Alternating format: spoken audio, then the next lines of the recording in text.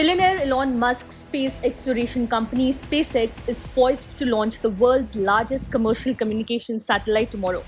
A Falcon Heavy rocket will launch Maxar Technologies' largest ever satellite called Jupiter 3. SpaceX deferred the launch of the Hughes Jupiter 3 mission with the Falcon Heavy at almost the last minute before it was about to take off. The launch has now been delayed by a day. Approximately 8 minutes after the launch, Falcon Heavy side boosters will return to Earth and land on landing zones 1 and 2. In a departure from usual practice, SpaceX will expend its core booster in the Atlantic Ocean following the first stage separation rather than attempting a drone ship landing at sea. So, what is Jupiter 3 mission? Developed by Maxar Technologies in Palo Alto, California, the satellite named Jupiter 3 is the largest commercial communications satellite ever built. Jupiter 3 is not just impressive in size, but also in its abilities. Once fully deployed, the satellite's size will rival the wingspan of a commercial airliner, measuring between 130 to 160 feet. However, it is not just the size that makes Jupiter 3 extraordinary, but also its advanced technological features and capabilities.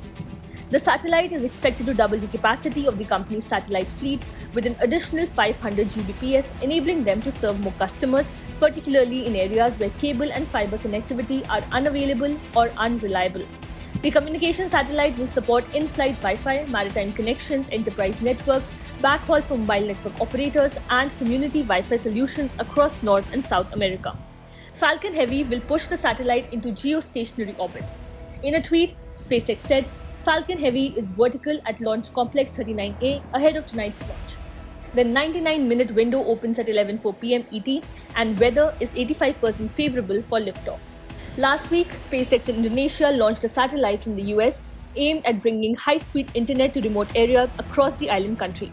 The European-built Satria-1 took off on 19 July from a Florida launch station deployed by a SpaceX Falcon 9 rocket. Indonesian President Joko Widodo called it the country's first government-owned multifunction satellite with the biggest capacity in Asia. The device is scheduled to come online by 2024 and will offer a connection speed of 150 gigabytes per second, 3 times the current speed of satellite internet in the archipelago.